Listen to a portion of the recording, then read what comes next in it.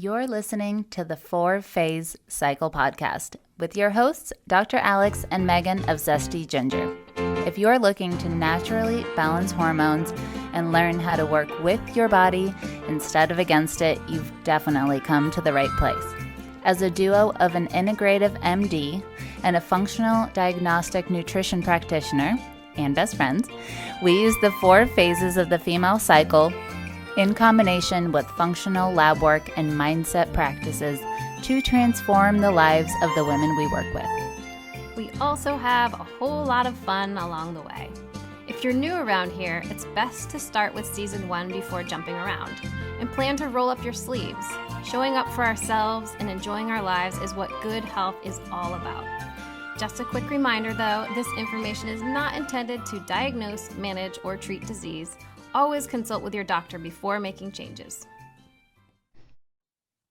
Hi there. Welcome back to the 4-Phase Cycle podcast. Megan here with a lovely guest expert. Hi, Toréa. Hi. So Toréa, this is the second time interviewing Toréa. Her first podcast interview with us, I interviewed about EMFs. It was a while back, but definitely go check that out and put in the show notes. Yeah, that was fun. Not too long ago, I was on your podcast, and we also re-aired that, talking all about secondary gain and limiting decisions and all the fun mindset stuff we love. Yeah, so good. So good. So I will just read Toréa's bio one more time, just in case you missed those. Toréa is an expert coach, wilderness retreat leader, and former professional pilot, which is super cool. Yeah. And she has a functional diagnostic nutrition practitioner, just like me. So for more than 9 years, and she works with clients all over the world to support and help reverse autoimmune disease and chronic illness. So today she coaches her clients through their own unique transformational experience that is based in functional medicine principles, yet takes it to a whole new level to understand and support their entire being so that they can live their lives to the full, no holds bar version of their dreams. I love it. Yeah. I love it. So fun. So 9 years, I was thinking back to when we met, which I was thinking was maybe like 2013, 2014, when it was right? Pretty close to when I finished FDN is when we first met.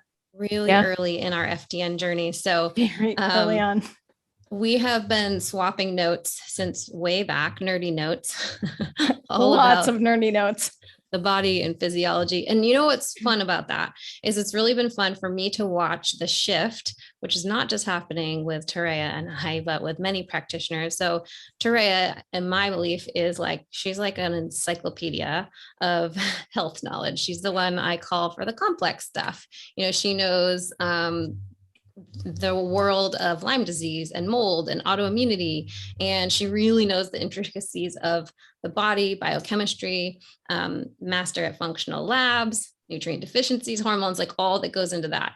And so we love and always have loved to nerd out on that.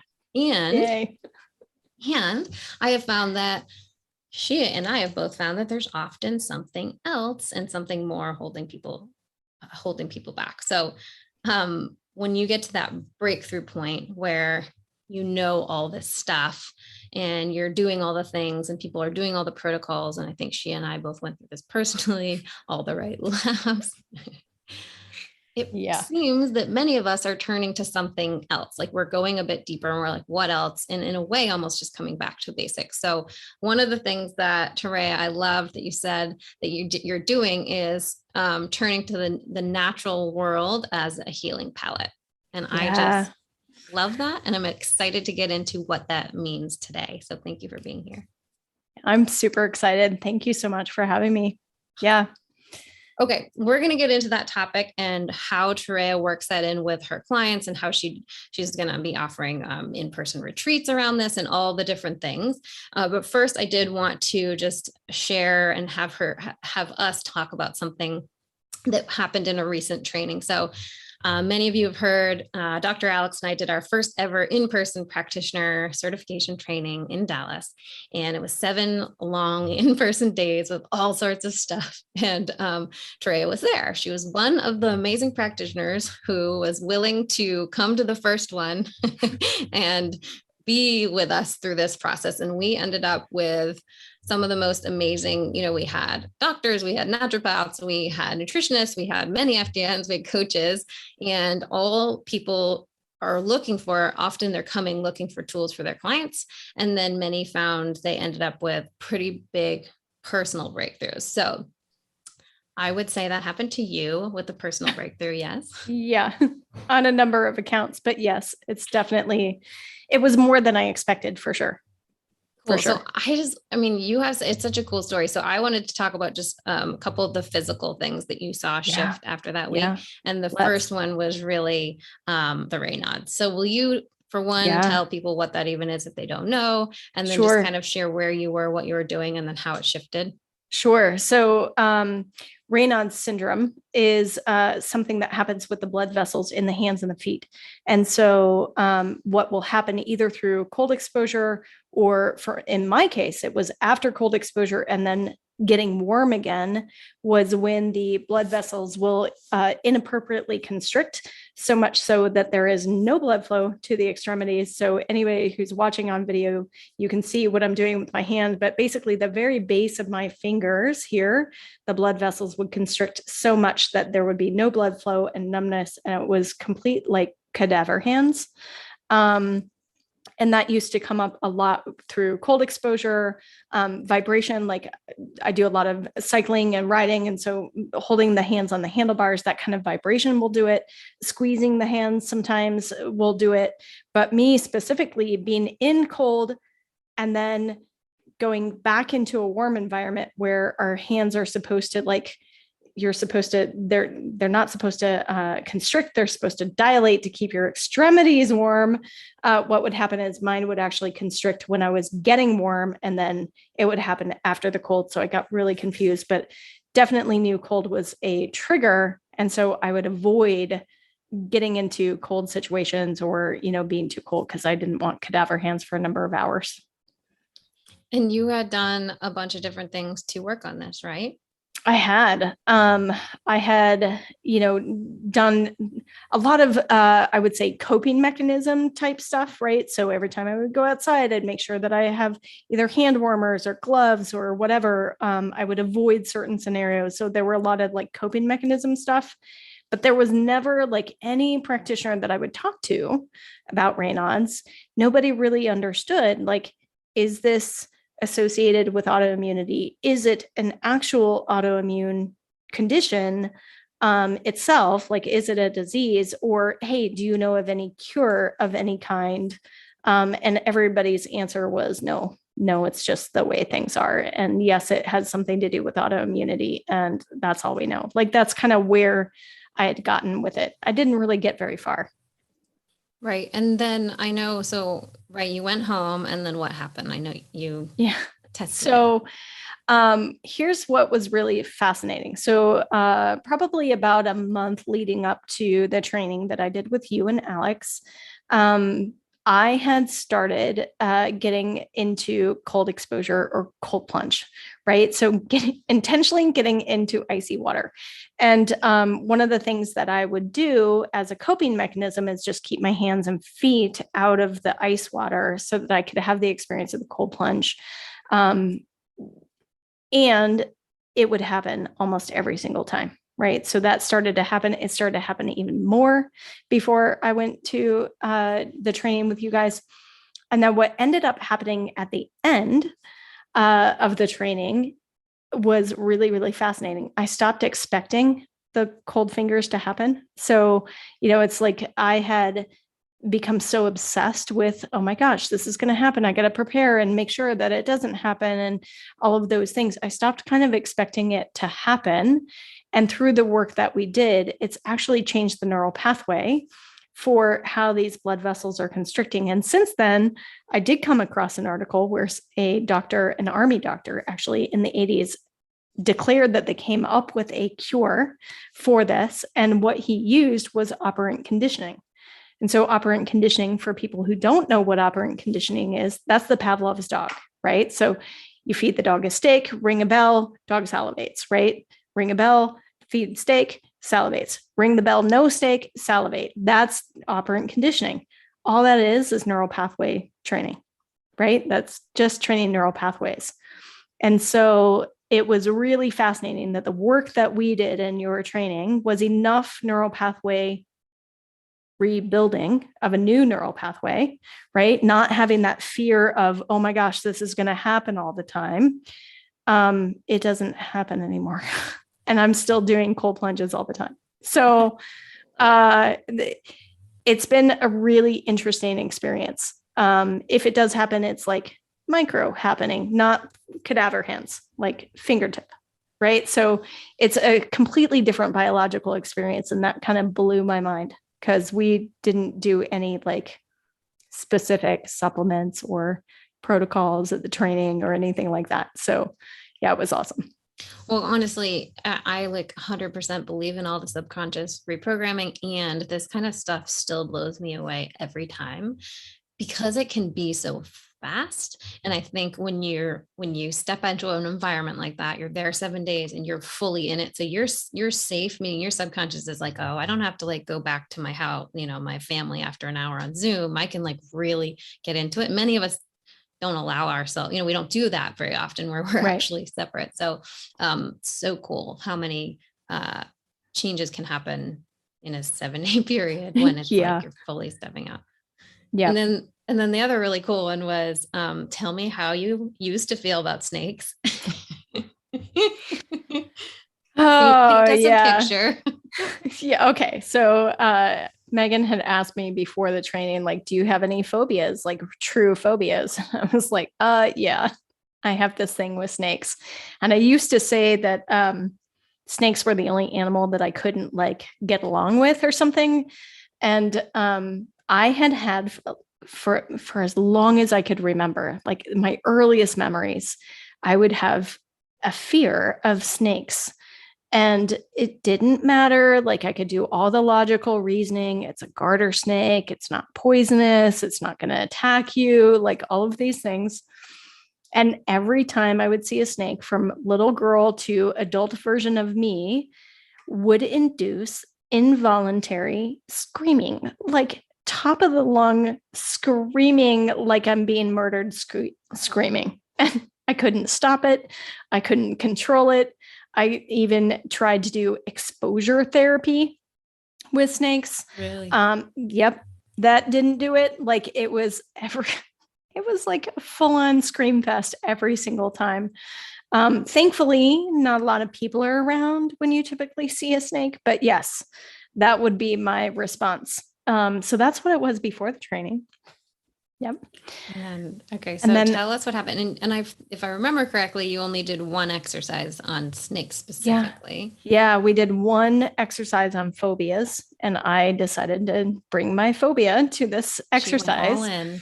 I went all in. And doing that one exercise, I was at the end, right? Because some of this work is subtle in a way, like you can't tell, like I wasn't going to run out and try and find a snake where we were doing training.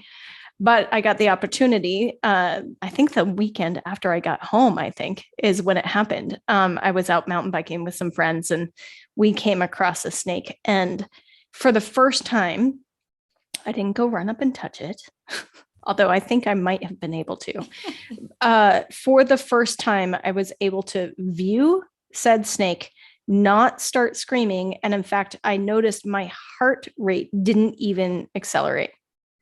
Like I didn't even flinch or anything. I just calmly saw it. It went across the trail. We continued on our bike ride and it was a non-issue. And to have that experience with a snake and it be a non-issue felt a little otherworldly. I kind of felt like, what planet am I on? Because the planet I've been on has been terrified of snakes, and that didn't happen. So, and I can even like watch them on TV now, which is strange because I used to not be able to watch them on TV. I'd have to hide my face, and I can see them. People post them on social media when they see them in the desert or whatever. I can actually watch it instead of skip it. Yeah. So it's been quite remarkable that phobia, man, I wish I had known about this before having to do exposure therapy because that was awful. Yes, it came when it was meant to come. So I guess so. What's so interesting is that because I can hear people thinking like, well, really, you do one exercise and this like huge fear phobia is gone. And so, yes. And the thing about doing this kind of work and you being there 7 days is that it's a huge layering process. Right. So it's a process. There could have been other beliefs that we worked on. We did limiting beliefs and decisions throughout the week. So for example, you work on Raynaud's in one thing, but maybe you also go through a limiting decision that my body is powerful and can heal. And so then your brain is starting to get all of this, combine it together. Then you're picturing and imagining like the new identity you want and like where you do want to go. And as that all meshes together, then that's where the magic. Yeah, really I really think you're right. Like it's not it's very similar to a lot of things in, functional medicine and natural medicine. Oftentimes I'm asked like, well, what is the root cause, right? Because that's kind of what we're told to look for is the root cause, as if there's one, and there's never one, right? It's a complex mesh of things coming together to cause healing to happen. And it's the very same thing. I think it's probably a combo of those things. But in thinking about my snake phobia, I only did one particular exercise on that. It's not like I worked on it all weekend and that was my only focus or week. That was a full week, not a weekend. It sure was. So what's cool about what's interesting, and I was kind of looking at through the 3 wins. The third one is about wildfires, and I was like, oh, interesting. So here Toréa is, and like what we're going to talk about today is like getting into natural outdoor space and all of your things, right? Like the Reynaud's was really like you wanted to be out in the cold and exposure and on your bike, and then the snakes is because you love to be out on the trails, right? And then wildfires. So I'm like, okay, well we could see a theme here as to what. Your brain was like, okay, let's just clear all this stuff because this would be the last thing that maybe would be stopping you from just really being with and getting into the natural space. So tell me a little bit about what happened with the wildfires. Sure. So back in August of 2020, this is when California had a bunch of their devastating wildfires that were caused by a freak dry lightning storm.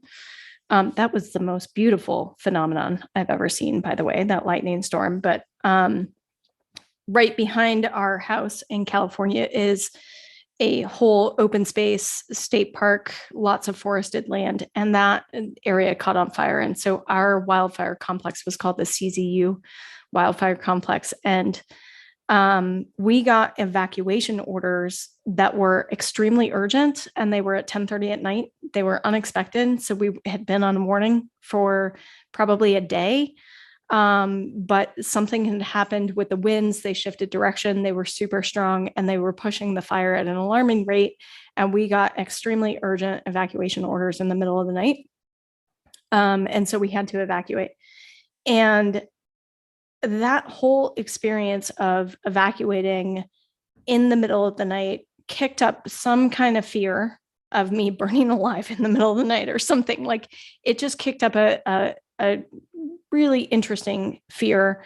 And I didn't notice how deeply traumatic that experience was for me at the time until 2 nights later. So here we're now displaced.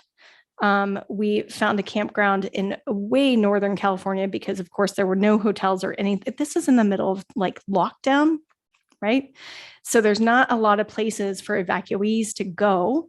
We ended way far north in Northern California, and we were at a campsite or at a campground, and the neighbors next to us had started a small little campfire in their little site, right? Totally safe, totally contained. But it woke me up in the middle of the night in a complete panic because I thought it was another wildfire. Mm-hmm. And so that experience, right, going through that trauma and that PTSD type experience, every time I would smell wood smoke, I would go into that like, oh my God, where's the fire? I would literally start searching on Twitter. Where's the fire near me? Like fires in Santa Cruz or fires wherever I happen to be. I thought that it was another wildfire. And so I was having a hard time getting rid of that like smoke trigger for that experience. And so we did our exercise on the wildfire stuff. And that's been really interesting because I've been able to be in the presence of smoke. I think it happened like a week later or something that we smelled smoke and I didn't know where it was from. But I didn't immediately go try and find it. And I didn't get panicky, and smelling like just normal wood smoke from somebody's, wood burning stove is a non-issue now. I don't know how else to describe it other than it's a non-issue. Right. Cause I mean, I remember you saying like your whole body would shoot into fight or flight when it happened. Yeah. So full on like, it was like tingling of the extremities, like adrenaline surge. Like, yeah, it would definitely be, I would have to do some serious like deep breathing to calm myself down to try and figure it out. Cool. So that's so cool. So that specifically, I remember one of the process that we were teaching was collapsing anchors. So we got to actually collapse. And a lot of people do have, whether it's like, cigarette smoke was one that was super triggering for me, or actually we had some people do air fresheners, right? Because you go into an Airbnb and there's air fresheners. And at the same time, we're never getting rid of you're still going to have your fight or flight. Like you're still going to have your danger signal, and you still don't want to be like breathing it in. It's just not that level of fight or flight where you're useless essentially. Yeah. If anybody's ever experienced a panic attack, right, it's that level. Like you're in such a panic that you can't really think straight. You can't really function very well. It takes a little while to come down from that. And it's not good for your nervous system to hang out in that space for a long time. Amen. Okay, so let's move on to talking about one of the magical ways of, getting out of that fight or flight space. And you said something, or you wrote it in the form when we were talking about this episode that just really stuck with me. You said using the natural world as a healing palette. And I just love that. I love everything about that. And so I would love to just start talking about the idea of natural outdoor spaces and incorporating them. And let's just start actually, Toréa, with what got you interested into that specifically, to expand into that outside of FDN. Was there anything that happened? Or has it just always been love for you? It kind of two different things really kind of spurred it for me. One is, I grew up kind of in the natural world. I grew up on a ranch that was surrounded by BLM land, or Bureau of Land Management land. So public land, national forest.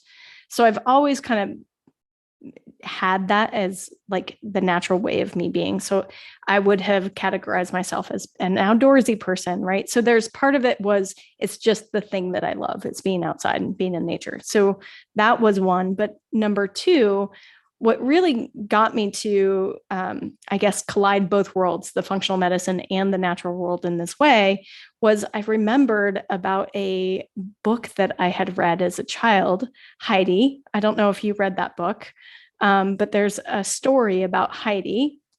And she is a girl in Switzerland that moves to the city and gets very sick. And, she's not able to do anything. She's fatigued, this, that, and the other. And the story goes on. She moves back to the country and she gets better and happy-go-lucky. And, everybody's happy at the end of the book. That was a terrible paraphrasing of the book. So it's just a story that I remember from when I was little. But that just reminded me, remembering that book reminded me that if I really distill these things down in terms of healing, what causes healing to occur. And it's the times that we are in and around nature, because being in and around nature allows us to get into parasympathetic state. It allows us to do a lot of these things to get the body back into synchronization with its own circadian rhythms and blueprint and all of those things. And so that's really when it occurred to me that I needed to collapse these two worlds and really start focusing on bringing nature to the forefront as a way that we heal ourselves. Cool. Yeah. So let's talk about somebody who's not outdoorsy. And also, so what I want to do is get down a little bit more detail, because I know I am one of the people who hears like, get in nature, it's good for you. I'm like, yeah. Like we know that, right? Like there's a lot of things we know and maybe we don't do. I mean, I love nature, and it's like, if it isn't a part of your identity and your patterns and your habits, like you maybe aren't going to go as often. But what about the person who's like, the outdoors is actually scary to them, and, or, how can somebody get started, or what's a good entry point to just get in touch with the natural world? I'm glad you brought that up, because I think a lot of times, we're so, I want to say impressionable. That's not necessarily the word that I mean, but we see people doing outdoor things and it's extreme sports. It's like wearing the wingsuit and jumping off the cliff, or it's, climbing with climbing ropes on this cliff, or it's doing like rafting down class 5 rapids. That's what it means to be outdoors. And while those are some things that people do, and it also happens to be outdoors, it doesn't necessarily mean that that's what needs to take place to be outdoorsy. And I think that there's a whole industry for the outdoor industry. And I think for a long time, that has been the narrative that's been played out of, you need to have the right gear and you need to be prepared and you need to do all these things so that you can experience the outdoors. And really, at the very basic of it, if we are just surrounding ourselves with the natural environment by going to a park and sitting on a park bench, that's being outdoorsy, right? And so redefining that definition of what it means to be outdoors, I think, is part of my passion, and something that I talk a lot about on the podcast. Is it can be as simple as standing on grass without your shoes on. And that is getting some of the benefit of being outdoors. And you can do that on the front lawn or at a park. So if you live in an apartment building, that could be at a park. It does not mean that you have to live next to a national forest. It does not mean that you need a backpack from REI. It does not mean any of those things. It's really just, can we start taking advantage of the things that are part of our natural world, like being in the sunshine and listening to birds and grounding on the grass. Like, that's really what I mean by using nature as a palette. I love it. So I know when you got to Dallas, I want to talk through like what you do, because I know you had found green space before we had gotten too far into it. So what are the things you look to get, to get to that space, and to what are your patterns and habits, especially when traveling? Yeah. So when I'm traveling, and I'm pretty much anywhere, I will pull up a Google map, right? I think this is Apple Maps, but Google Map. And I literally will look for the green spaces. So anything that is green. And chances are, if you zoom on it, so I'm zooming in on this one, that's Pine Ridge Park. I don't know where Pine Ridge Park is. It's close-ish to me. So that is a place that I know that I can go. So that's what's beautiful about, some of our technology that we have today. Almost every single one of us has a device in our pocket that can show us where the nearest green space is. And so when we were in Dallas, we were in like a residential area. And I just made the assumption that, well, there's got to be a park somewhere. So I looked for a green space and then just walked myself to the green space, and eventually found, this nice place that had a river going through it and some trails by the river. And I was able to watch the wildlife and walk outside and get some movement and some fresh air. And that's why I love it so much. And then what do you do once you're there? That would be the next question. All right. Okay. Found the green spot on the map. What am I going to go do? Or not you could start as simply as just finding a bench and just sitting and listening. Listen to the birds, or listen to squirrels chatter as they chase each other around notice that there are squirrels in the park, right? So just noticing your environment and becoming present with the environment. Walking on the grass without shoes on is a great way to do some grounding and just be present and, get in contact with the planet and the earth. Also helps with EMF exposure. So that kind of ties into our other conversation, or taking a walk, like just simply taking a walk. We as humans are bipedal animals, meaning we've got 2 feet, 2 legs. That's how we move around. We were designed to do that. So if somebody's dealing with a chronic illness and they can't do a workout at a gym, or they're dealing with, excessive amount of weight and it's painful to like go up and down the stairs or something like that, simply just walking, moving slowly is a great way to enjoy the outdoor environment. If there's water there, listen to the water, yeah, you can do just about anything in those spaces, but it doesn't necessarily mean that you need to buy a bunch of gear, or it doesn't mean that you have to start kayaking or, pick an outdoor sport if you want to, if that interests you. One of the ways that I encourage my clients to start getting introduced to the outdoors is to check out like a local outdoor sports equipment spot, not to buy gear, but to actually see, are there classes? Do they have, some place where they're teaching you different kinds of things like paddleboarding or, whatever it happens to be in your area? That might even be a hiking club that you can join and just start walking with them. So, yeah.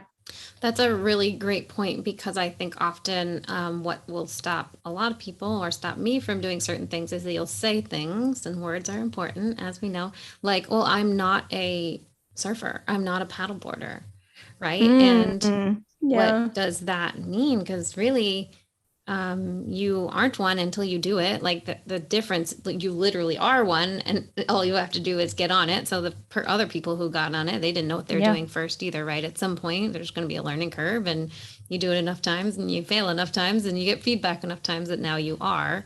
So the identity piece, and I know, Toréa, I know that your love of all the nerdy details, right? I know you've gone deeply into like circadian rhythm and that first morning sun and what this does, right? What nature's actually doing to the body. So for those of you who love that information, I know for me, hearing those details, I'm like, oh, this is going to positively impact my cortisol. And it does actually motivate me to like get out again. Yeah. Whereas, that data behind it versus like nature's good. We all know that. This is exactly why we started a podcast this year. And that's why we invited you onto the podcast to talk about some of this stuff. But that podcast is specifically, it's called Wildly Optimized Wellness Podcast. And it specifically goes into the nitty gritty details of why full spectrum light is a good thing for our bodies to have, why it's important to get out, in the morning, or why does grounding work? Like, why is that important? Why should I take my shoes off? All of those like nitty gritty sciencey details, you can find them over there. Yeah. And when I shared one of your nitty gritty sciencey details posts way back, like years ago, it was like one of the like highest commented posts, because it was like all the cool things that morning sun exposure, like all the cool things that's happening in your body. Because I think we are just craving some small shifts that we can make. Like, okay, if I get up a little earlier, I actually go outside, I'll let that hit my eyeballs. Because we know it feels good. I think we can prioritize it when we have a little bit of like the data of what it's actually doing.